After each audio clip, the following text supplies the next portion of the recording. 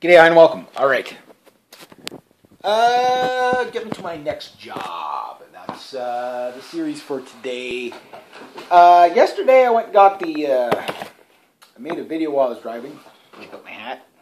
I went and got the insurance on the Unico, my little unicorn there, my little SUV.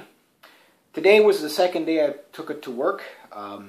We had an emergency at work. Last night the goats had basically ganged up together and decided to do the Great Goat Escape. And they trashed the fence and got out. My boss called me. He's like, "Reg, would you mind coming in tomorrow?" He says, "My goats kind of killed my fence on the south side." I mean, they mangled. I thought, okay, you're just going to grab the fence, put the fence steeple. No, they mangled. Like, this was not recognizable. I don't know how the heck they did. They must have been slam dancing with it or something. I have no idea. So hopefully the fence holds. So I had to put in a new post today. And I had to use a bunch of tools today. And this is what this video is going to be about, is basically primarily tools and how they make you money. So, just so you know, I made $75 today. And Monday I made $120. I paid $400 for that SUV. Now, mind you, the plate was $155, so it was a little cheaper than what the van was. That's good, because the van was $165, so it was $10 cheaper, right? But the insurance, I guess, because this is the first, technically my first vehicle, ownership-wise, first four-wheel vehicle ownership-wise. It's also my first time being insured by myself. So the van was cheaper to insure, even though it was a V6, but it was insured under my dad. Now this thing's insured under me. $275. I paid $400 for the freaking van, for the SUV. It's like more than half, way more than half, is almost 3/4 of it is insurance. So in other words, to pay off this business venture, I have to make about, once I make $900, then everything is zeroed. But that said, the vehicle part, I'm at $195 that I made. Basically, this thing, I call it the money maker as well. I call it Unico because the unicorn is a little bit of a, you know, again, the rust is there, but it should be completely deteriorated by now. This thing should be rotted in a field somewhere with, you know, weeds growing up out of the hood. But no.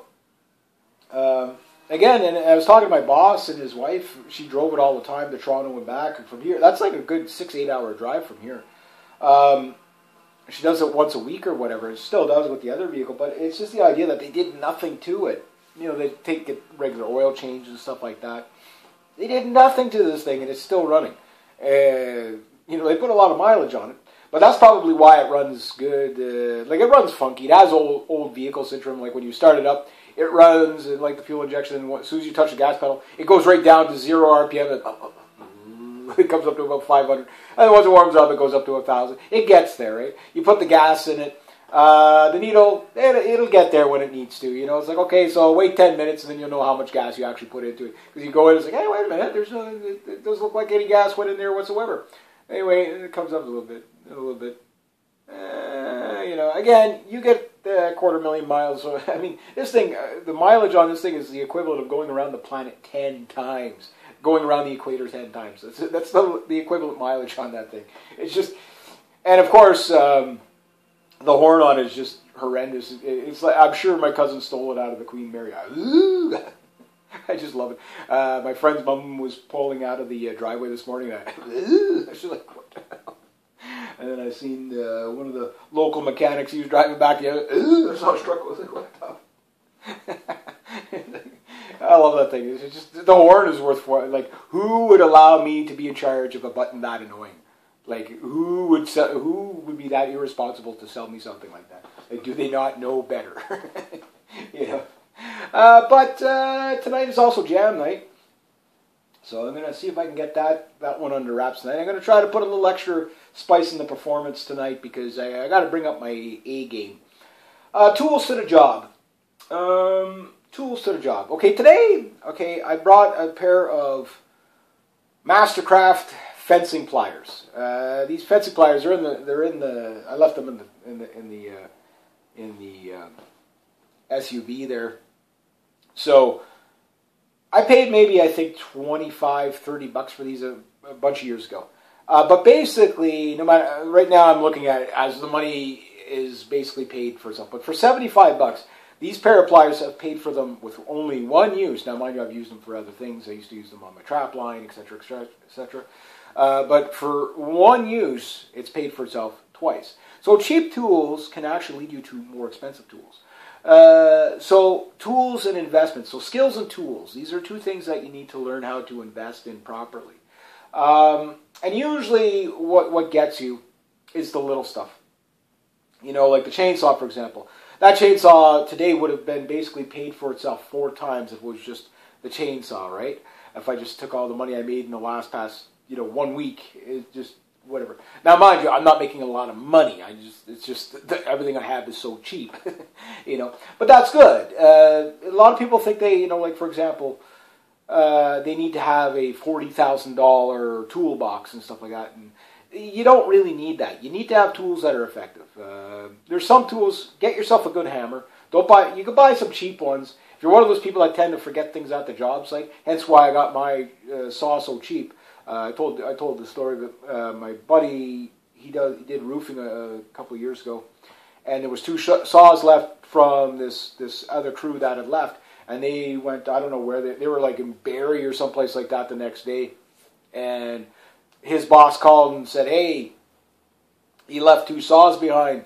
You want me to put them aside for?" The guy said, "Not worth. It's not worth the cost to send the guy back to send the guy to come and pick them up. It is not. They're yours. Merry Christmas."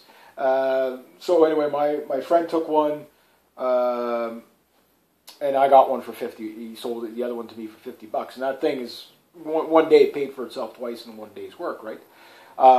You could look at it like that, or you could look at it, it's paid for itself. Well, I took it today, but I didn't use it, so it won't count. But the next time I take it, probably on Friday, you could look at it like that. But I'm looking at it right now. The first $400 is to pay off the vehicle. But the vehicle is also a tool. It's getting me, like, that's a money machine. I turn the key, I turn it on, I drive somewhere, and I come back hauling money. So it's the money maker. And that's my goal. So I did put an extra $20 in gas in it today. Mileage on that thing. Driving at about 85 to 90 clicks, at 100 kilometers an hour, that thing feels like the Starship Enterprise at warp 95. It really does. It drives like an SUV. It's a short wheelbase. It's like kind of those things you look, it's like, oh, it's like I'm in the ditch. It goes down the road like this. Like, it's not that bad, but you get the idea. Like, it's not a precision vehicle. You drive at 85, 90 kilometers an hour, which is about 55 miles an hour, 50 to 55 miles an hour. It's an okay ride, and you get okay mileage that way. At about basically the speed limit. I'm like the only person in this province that does the speed limit. I swear to God. Like if you would have, I erased the blog I did yesterday because I wanted to redo it again. And my blogs are going into September now, so that's good. So I don't know how I was able to, but I was able to get enough blogs out on my other channel, at least a video a day.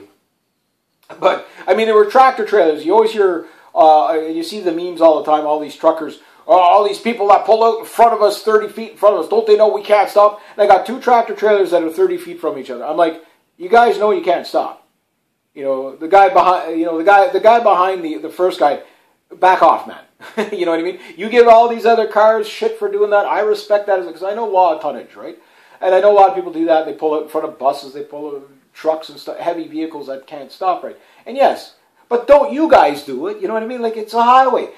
The Highway 105 starts up past Grand Remous, okay? And it goes all the way down to basically Hull. That's over 400 kilometers, or about 250 miles, okay? And yet you got people that think they have to be 30 feet behind the neck. You got room. Use it. Use it. That's all I got to say. Use it. And when I am speeding, I'm like 5-10 over. There's people just flying by me. I'm like, oh my God. It's like, does anybody do the speed? Even the cops don't do the speed limit. I mean, I think you're more likely to get pulled over if you do the speed limit because then you look suspicious or something. But I'm like, oh no. I'll just do the speed limit. But me, I do it for economy reasons. I mean, this vehicle, I'm just covering a few things about it and little quirks and quirks about it. It's a weird design for the wipers. I find the wipers are on the wrong side, but maybe it's just because I got so used to the van and whatever. That then it was quite luxurious. But no, it does what it needs to do. But as a utilitarian work vehicle, I got to tell you that even though it's small, you're not going to be handling sheets of plywood and stuff like that. And when I get the hitch fixed on it, I'm going to get it rewelded and stuff like that. I can't replace the hitch because the muffler that's on there, it might not be the original muffler. It may be, it may not be. But my boss didn't replace it, so it's at least 7 years old. The catalytic converter, that might even be original, just the sounds that come out of that. And then it's normal again. Like again, it coughs up a little bit of a hairball as you drive, but it drives good. Drives good. And I burned about a quarter of gas, Wakefield and back, round trip 112 clicks, so about 56 kilometers each way, or about 35, so total just about 65, 70 mile round trip. Burn a quarter of a tank, maybe. I put $20 into it today because I got paid today. And that $20 will probably, I'm pretty sure it'll be like 3/4 of a tank full. My goal with this, even though it has a plastic fuel tank, is to always keep it topped up, because I find when the vehicles start getting harsh, it's when you get down to the crappy stuff at the bottom. It's good to burn out a full tank once in a while, but I'm going to try to keep this one topped up as much as I can. But if I'm making money almost every time I move the thing, or every other time that I move the thing, that's good. Now, tonight, I'm not going to make money. And I will be probably working Friday as long as the weather holds. I got to do cut the grass at the graveyard tomorrow, but I'm not getting paid for that. I just do that volunteer here because whatever. There was potential that maybe next year that they might actually pay me to do it. It's hard to say. I wouldn't mind, because I mean, it's gas and stuff like that, and the wear and tear on the lawnmower. You can do things for low and cheap. For people, that's no problem. But when it gets to the point where you're doing it regularly, well, then you got to factor in wear and tear and stuff like that. So yeah, these pliers. I bought these pliers. I should show them. I show them to my boss just so he knows what they look like. So if he ever wants to pick up, and they work slick. The fence cutter on that is just. And again, one day use it paid for itself more than like twice. So. When you're buying tools, if you're clever about how you buy your tools, the cheaper tools will get you to more expensive tools. The problem with extremely expensive tools is that when you lose them, break them, or have them stolen on you, you're out by that much more. But if you know what you're looking for, like for example, you could buy a cheap $5 hammer that's going to do the job, or you could buy a $70 hammer that's perfectly balanced and all that, but then you got to guard that good hammer, right? So depending on what you're getting, the other thing too is buying used tools. But again, skills, you have to have the skills to use the tools. Chainsaws, like for example, my boss's chainsaw, it needs quite a few sharpenings. I've already had to, take the burr off the blade and then resharpen the chain a few times. It's kind of like in the condition my saw was in when I got it, except for it's not all banged up. So it cuts okay, but you get a couple of cuts and then you got to do that. So a chainsaw sharpening jig would be a very good investment for me because I might only use it a couple of times a year, but it'll pay for itself right away. And that's how you do it. So you can go out, you can buy socket kits, and you can buy all these tools and stuff that you're going to need. But sometimes it's good just to do it by necessity. What job are we doing? Okay, if you have a little bit of a heads up, and you use these tools over time, like a good drill, like a cordless drill, and a couple of spare batteries is always a good investment. Stuff like that. You can slowly piece things together, and without breaking the bank. You can again go to a pawn shop, buy the used tools that are there. Sometimes you get a special deal. Here's a whole bunch of mix match screwdrivers and sockets or whatever for $10. Okay, you go buy that, and that's the waster stuff, right? And if it pays for itself, that's fine. When I used to work in the motorcycle shop many moons ago, there was 3 toolboxes there. There was Paul, the main mechanics. There was Trevor's, and then there was Francois's kind of, international toolbox of mystery, which stood about approximately 4 feet high, and it had everything with probably 10mm sockets in it. And every socket that was split, or whenever somebody would break a tool, they'd throw it in there, and that would be the, when you have to take a tool and use the, when you have one of those square peg round hole days, that's the toolbox you pick from, right? When as soon as you hear the term impact driver, those are the sockets you use, right? And it's like, but you think about it, those are the tools that we use quite a bit, especially me. I was stripping engines, like motorcycle engines and motorcycles down. A lot of the stuff required a lot of, anti-seize, penetrating oil and just, grab a bigger hammer and just smack it until the thing comes apart, that kind of stuff. Those tools probably paid for themselves like 10 times over. The new tools, because they're so expensive, they take longer to recoup your money, right? But on the other hand, when the Snap-on guy drives by right after the gut truck guy, it's very hard to keep your paycheck when they come waving nice Snap-on or Mac tools, driving around just reaping the cash from reaping paycheck after. I mean, there were guys that were literally just signing their paychecks over to the Mac Tools guy and the Snap-on guy. And if one guy didn't have it, the other guy did. And both guys would show up at the same time sometime. And, sometimes you get an order. And in industrial parks, this is kind of common. And the reason why is, you can't, when your mechanic needs something, for him to stop and go get it, okay, is way too expensive to stop your mechanic working to go pick up tools. Hence, hiring a guy like me, who's kind of the gopher guy. Hey, Reg, jump on your bike and go pick me up, one of those long wrenches, the box end wrenches or the flare nut wrench or whatever it's going to be. Go to Canadian Tire, buy me the cheap one. I don't want to buy the Snap-on one. But sometimes when the Snap-on guy's there, well, here's a list of things that I need. Another thing you can do, and this is a good idea because I used to do this too, and I got a fair amount of tools. I just don't have all my tools. Number one, invest in not a huge toolbox, but smaller portable toolboxes. One that you can switch from time to time. The problem with the big heavy one is you can't tote the thing around. But a small toolbox like that or a long one, unless we're talking specialty stuff, that it's kind of like a mixed bag of, okay, I'm working here, I know I'm going to probably need this, this, this, and this. If it's carpentry stuff, you're going to need a saw, you're going to need a measuring tape, de facto, you never have enough measuring tapes, go get the $2.99 or the $1.99 measuring tape, buy 5 of them, and then every guy, you got 3 to lose and the other, 3 to lose, 2 to steal, and 5 hanging around in toolboxes, right? That's how it works with measuring tapes. Same with, pens and markers and stuff like that. Jigs, drill bits, all that stuff, you can piece that stuff together over time. But if you have your main toolbox and the daily toolbox, maybe you have 2 of them. Okay, this is my carpentry stuff, this is my other.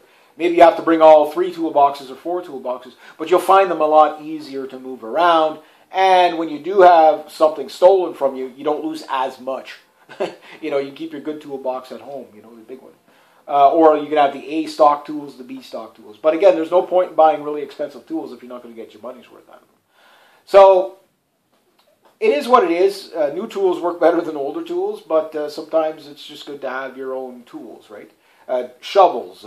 Shovels are notorious for getting stolen or forgotten behind, right? Especially those short little spade handle shovels. I bet you 90% of the shovels out there are somebody that left one behind. We got 5 shovels that we just found on the side of the road. You know what I mean? It's just literally people forgetting them. It's like every job site. There's always somebody forgets a spade shovel. It just is what it is. And they never come back for it. So it's okay, that's been sitting there for 2 weeks. I'm taking it home. Somebody comes asking for it. Just tell them I have it. They can have it back. You never, it's gone. Right? So tools are very important to invest in, but also to do it smartly. So when you do get a job, there's a lot of apprenticeship mechanics and stuff like that. When you apprentice, a lot of guys will go out and they'll spend $400 or $500 on a Mastercraft toolbox. Kind of has a little bit of everything in it. Some places it's okay, well, just do your research rather than going there and saying, okay, well, we require you to have your own tools. Okay, they know you're probably not going to have everything you need. It's a force multiplier when you do. And if you're trying to get a job somewhere, that requires you to have tools, you could say, well, what kind of jobs you do? Oh, yeah, okay, well, I have tools for that. You might not be a specialist, but you might have a little bit of everything, kind of like what I got. Like I got a lot of carpentry tools because I tend to do a lot of carpentry. And sometimes it's like, oh, geez, we need this. We're going to make a dovetail thing, and geez, we don't have the right size chisels. I'll bring mine tomorrow. What do we need? I'll bring them tomorrow. And I've done that several times with my other boss. It's like, oh well, no, don't worry about it. I got the tools at home. And stuff like that. And the stuff pays itself off slowly, but it's when you know what job you're going to be doing, you can buy what you need rather than just taking a guess at what you need, and you can save a lot of money that way too. And not only save a lot of money, but you buy effective tools. And again, if you're going to go out and buy $400 of tools a week when you're getting paid $400 a week, you're not going to or if you're getting paid less, like I don't make $400 a week. Like this week's a bit of a fluke because the goats made a break for it, but I'll get 3 days this week. But normally I get 2 days or 1 day or 1 day or 2 days every 2 weeks. So just a little bit of extra cash to keep me going. And this month has been a very expensive month for me. Well, last month the big hit was the decision of I had no choice but to renew the plate on the van, right? Which was $165 I wasn't planning on spending, which cut into basically the money that I made last month, put the plate on the van, which the van, my dad and I are talking about, I don't know if it's ever going to go back on. I know it's hard to give it up because of the sentimental value of it being my mom's last van, whatever. But also there's just the practicality of it needs so much that the work will be in vain, with all the rust on it. Maybe I get lucky and I get another unicorn that's $500 in the condition of this thing. And this thing, it could die on me tomorrow morning or even tonight. Who knows? I drive it with a clear conscience. I'm like, it's a time bomb. It's a time bomb. It's got, 500,000 kilometers on it, 250,000 miles. It's a time bomb. But, if it pays for itself a few times before it dies, maybe I'll get another vehicle and whatever. But the goal with this one is to drive this vehicle till I can afford something better.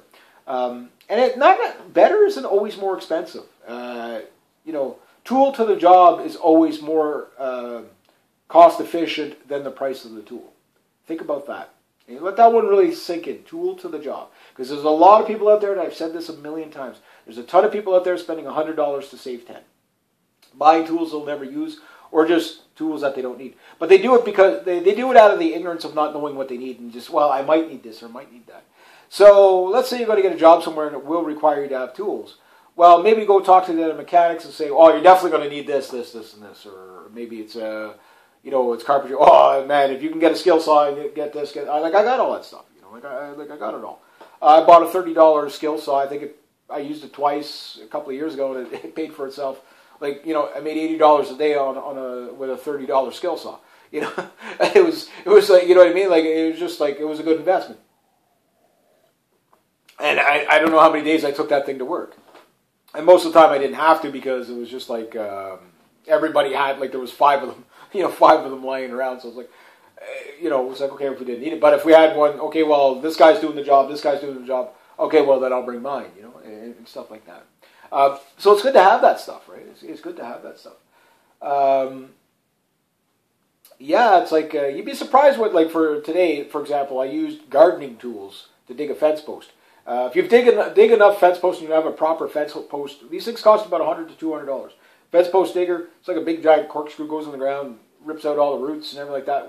Works handy dandy, right? Unless you got the guy with the tractor, he's got the the auger there, just does all the work for you. But if you're doing it by hand, a shovel will do the job, but you'd be surprised, a little $2 dollar store gardening spade trowel, like that you use in the garden, for digging fence posts. Once you get down past where the shovel just, you're only bringing up that much dirt each time anyway. You get a big trowel and just dig out all the, big gardening trowel and just, dig out.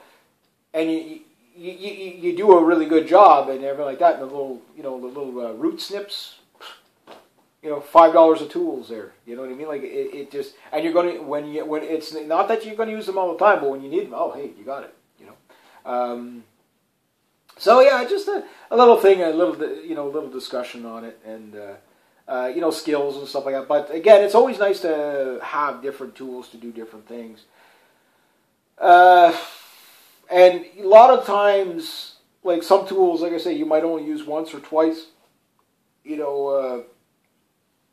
So it's not worth to go out and buy really expensive ones. You just need to get the job done. Yeah, there's a lot of tools that will fit this bill, and a lot of tools that are basically not only do they fit the bill, but they pay themselves off right away, even if they're not the top quality or top name. A lot of tools are good enough quality that they will work. The only thing I would like, for example, you can buy cheap sockets, sure, but don't buy a cheap ratchet, because the ratchet's what breaks. Some companies are really good. For example, if you bought like Gador, Snap-on, or Gador tools are really expensive, but they're really, really good. Would I buy a Gador wrench? Well, no. Why? Even though they're lifetime warranty, so is the cheap Canadian Tire Mastercraft stuff. And by the time you break it, it's like you just go back, they give you another one. It's like I don't know if it's like that now, but a lot of places are like that. It's just like okay, yeah, it's under lifetime warranty on our tools, and it's factored in the price anyway. So they know they're probably going to get, say, out of every 100 that they sell, they might get 3 or 4 back. That's an average. Okay, well we'll cost it out over to pay for itself, per unit sold, right? So they don't lose money on it. So there's guys that take advantage of that, but it's like, again, you can get, Mastercraft tools they're not that cheap. Like, I mean, things aren't cheap anymore. They are, things can be expensive.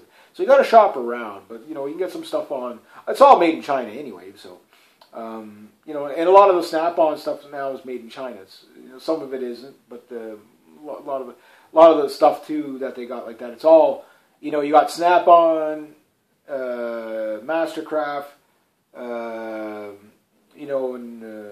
Power Fist. You've got, Mac, whatever, Gador. You got all these tool stuff, and there's certain stuff. It all came from the same plant in China. Trust me, I used to work in retail. I know how this. It's like Robai versus your no-name Chinese brand. Look at the housing. They're different colors. One's green and the other one's red. But look at the housing. It came from the same factory. That is globalism, right? So the quality isn't any better for the one you paid more for. Learning that it will save you a lot of money. But there are some tools that are really, really good. And whatever, and you do pay a lot more for them. But you got to know what you're getting. So again, skills, when you have a lot of skills, you tend to acquire a lot of tools anyway.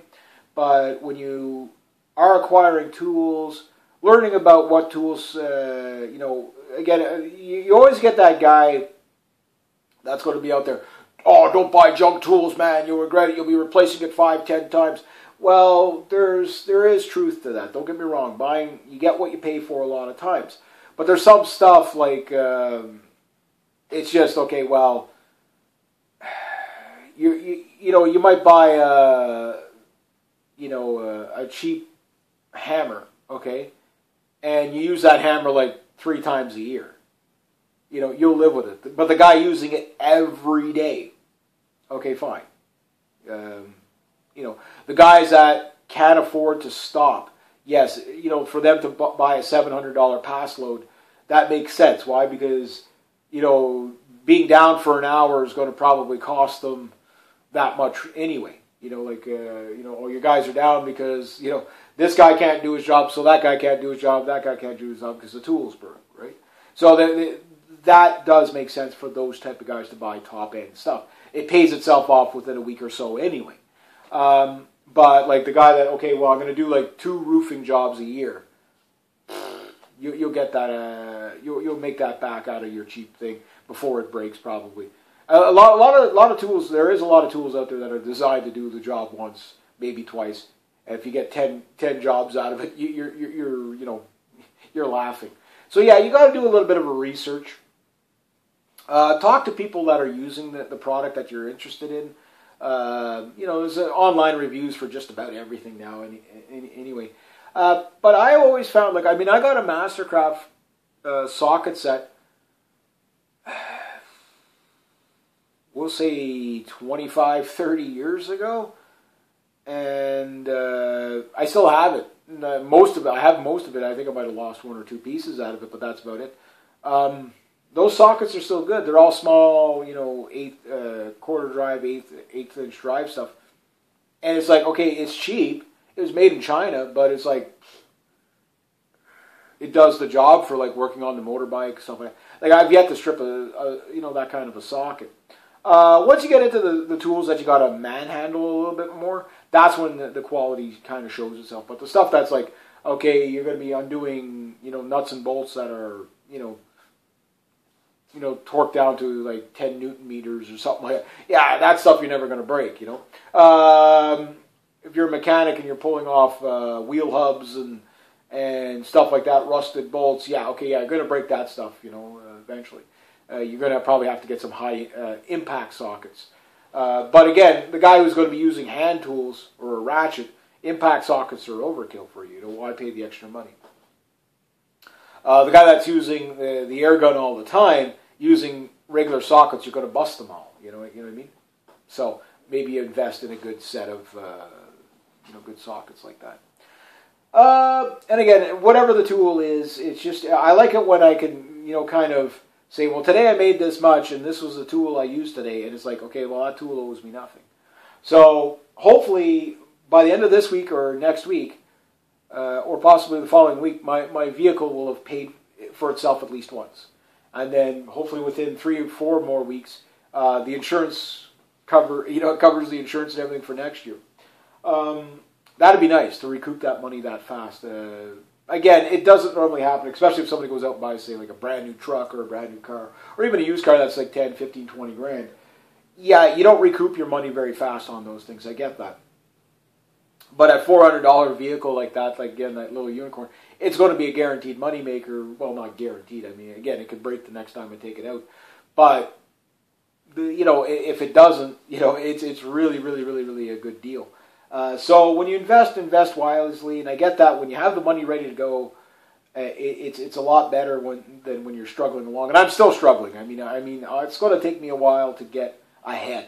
Once I get ahead, then I can start planning on my next vehicle or backup vehicle, whatever.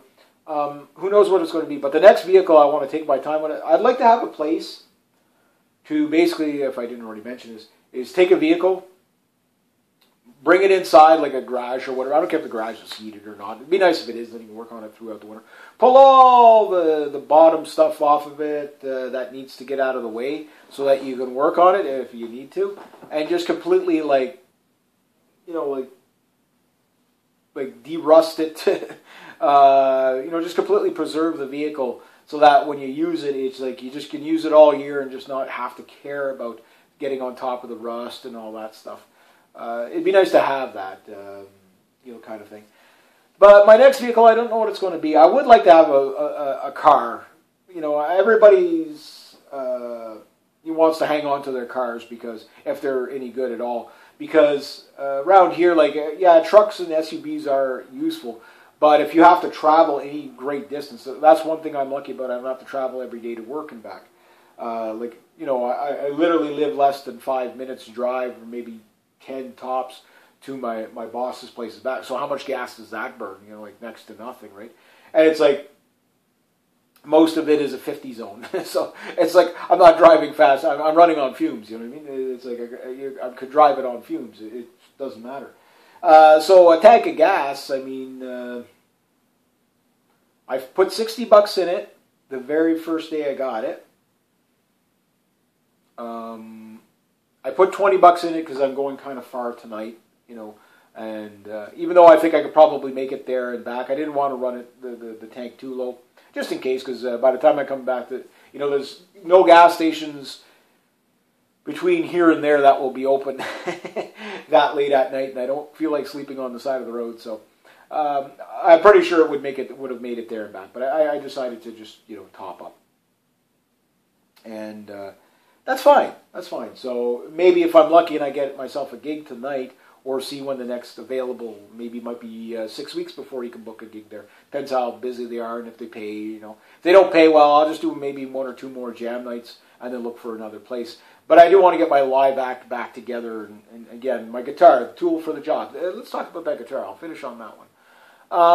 That Ibanez AEL 10 I bought back in, we'll say, 2004, 2005-ish. Maybe even 2003. Somewhere around that time, early 2000s. I played jam nights with it.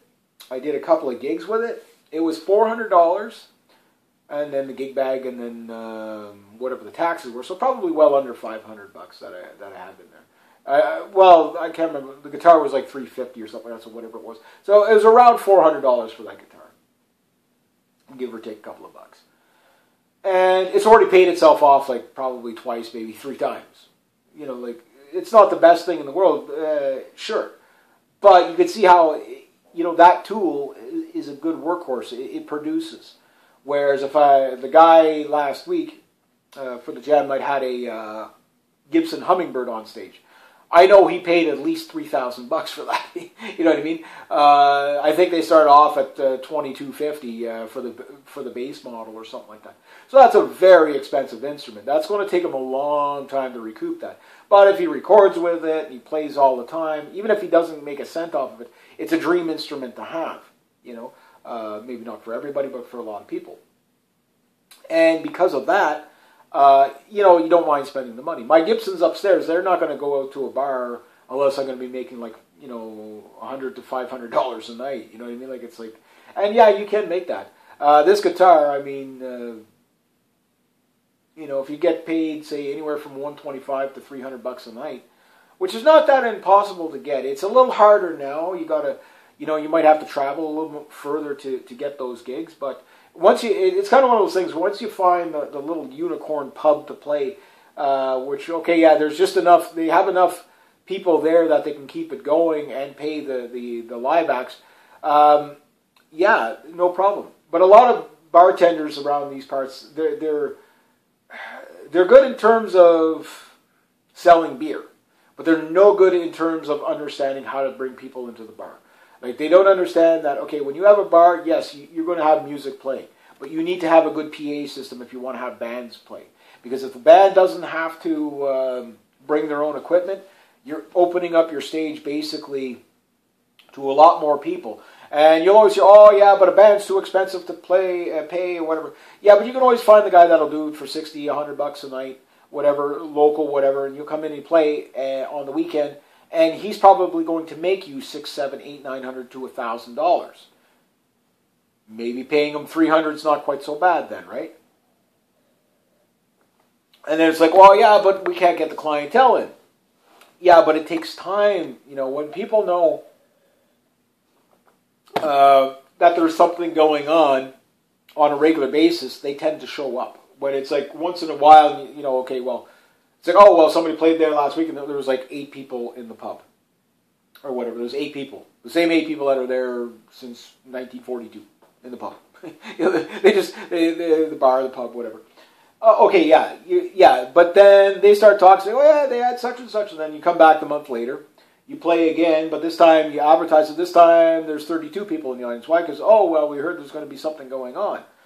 Oh, okay, so there's 32. The bartender or the bar owner then makes more money. And then the next time there's 164 people in the audience throughout the night. Or whatever, 50 to 60, consider, you know, and then next thing you know, they're there every week. Oh, hey, you got anything going on? Hey, you got anything going on? Well, I better start getting people in.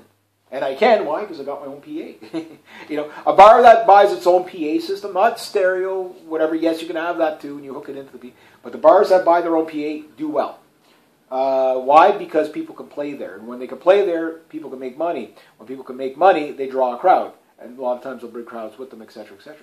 So it's really hard to get that mindset in some of these bar owners.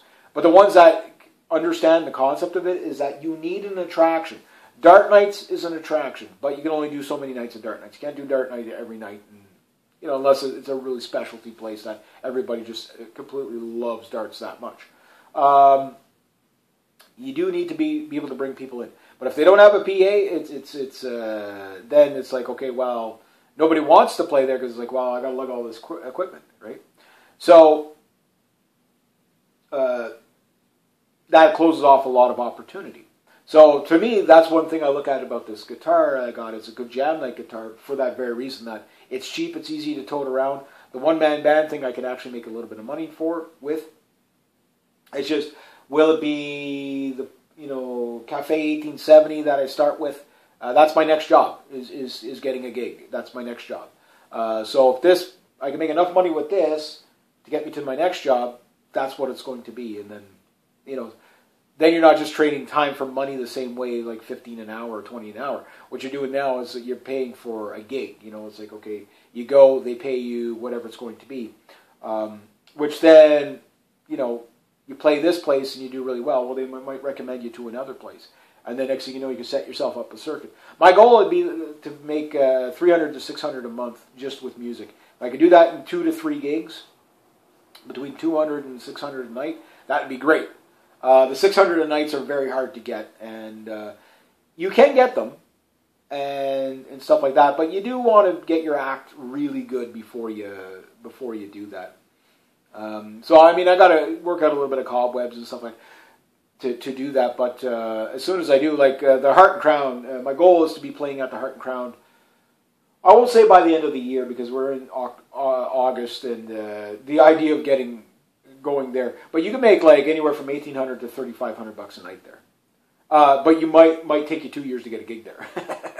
You know what I mean? Unless you get a recommendation or somebody cancels out.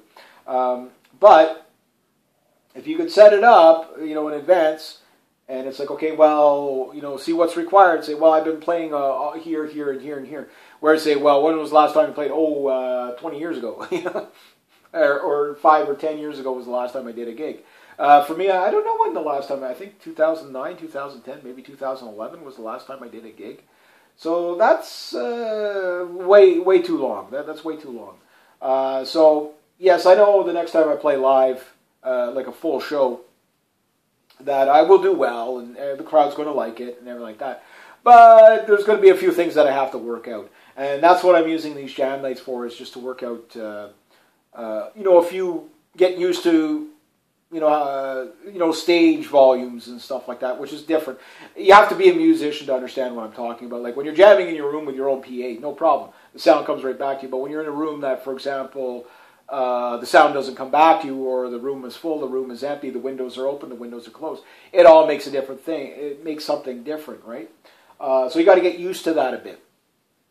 Again, and that does affect how you play. This place seems to have not too bad a sound.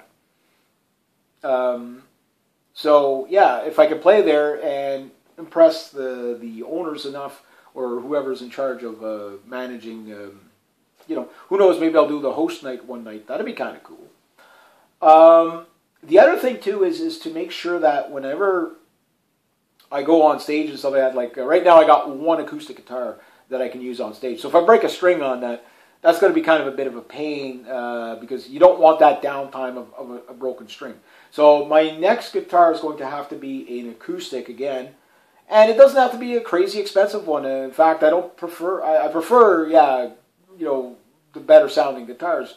But if you got a well-tuned, cheap guitar, most people can't distinguish the tonal qualities as long as it does the job. But a nice 12-string, the nice thing about that is when you break a string, it's already restrung up. You're already playing your spare guitar, right? So you have a regular 6-string and then the 12-string. A lot of guys don't like playing with the 12-string because they find it too hard to play. I find it the opposite. I find you can do so much with a 12-string. It's just string bends are hard, but you don't really need to do a lot of string bending on an acoustic anyway. Unless you're doing like extreme blues or something.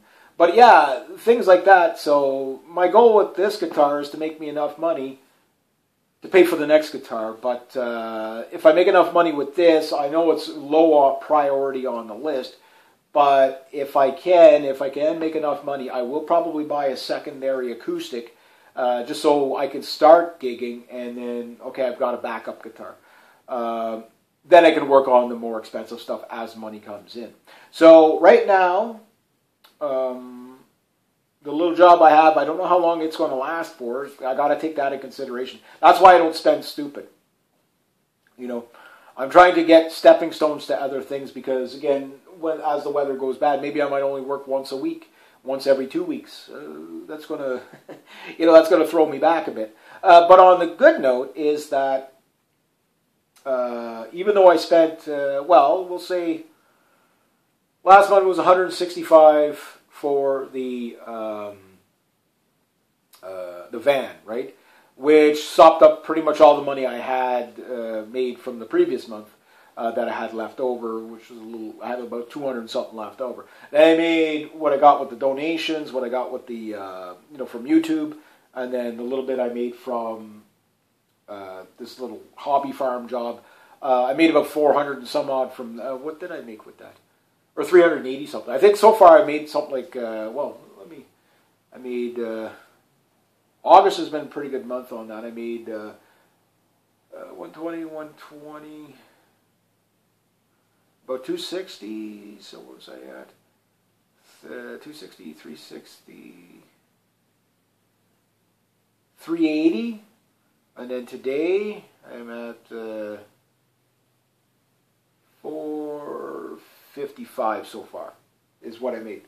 So basically everything I made from the hobby farm last month paid for the pretty much, and the little extra I made this month paid for that, okay? The insurance, I paid for it yesterday. That came out of, again, thank God all those expenses are done because the plate, that came from, I guess, your donation money. And then, of course, by the time I paid my rent and everything like that, like I'm pretty down to the wire, but down a couple of $100 left total. Ouch. Very scary. But it's enough that, if it replenishes fast, again, this thing will recoup. And then, after next month, I won't have that $800 to $900. I spent $800 to $900 putting that thing on the road, right? So the $275 for the insurance and $155 for put it in my name and the plate and everything like that on it, and then $60 of gas and then another $20. So I've got less than $100 of gas in that thing since I bought it. So I'm on the second fill-up. So the idea is again to kind of keep it as every time I move it, I want to be hauling money back as much as possible, and that's how I kind of look at it. So if I can maintain this level that I got now, by next month I'll be doing okay. But also too, YouTube, as this is coming up, YouTube is coming down, financially.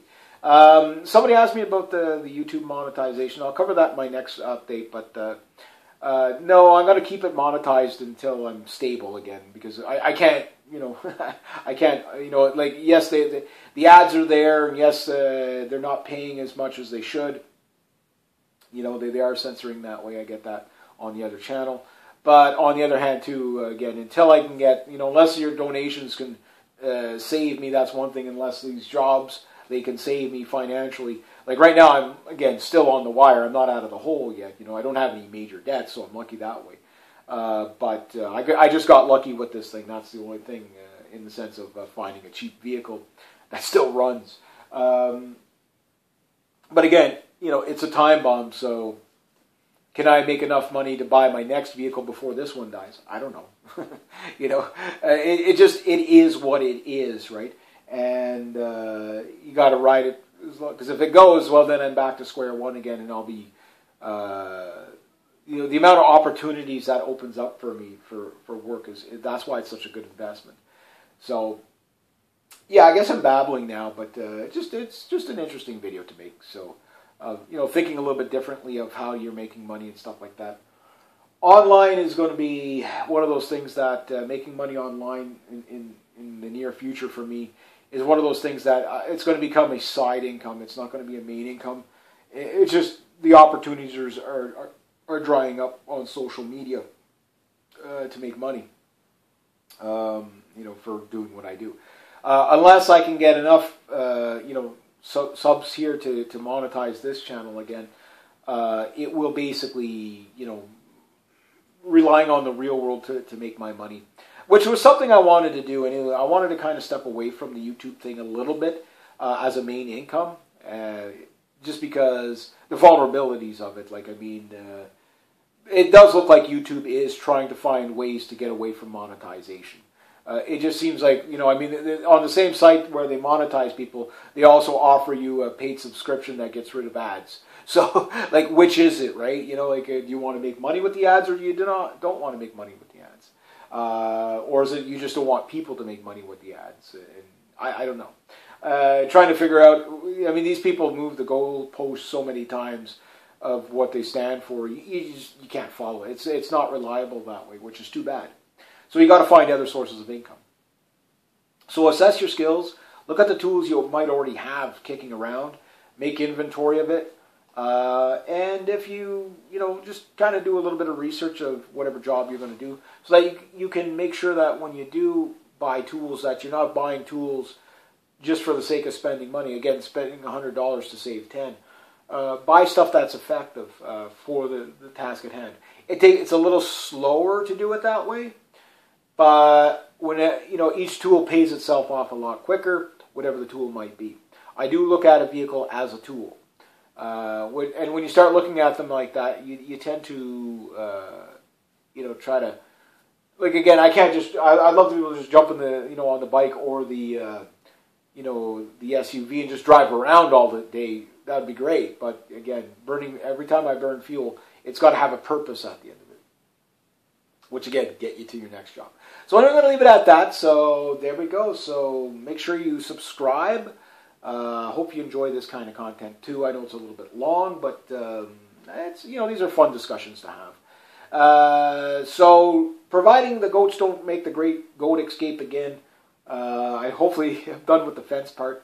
But we'll find out. I mean, that's part of these little hobby farms, is there's always something popping up, and hopefully it can get me through the winter anyway, or till I get another stable line of income coming in.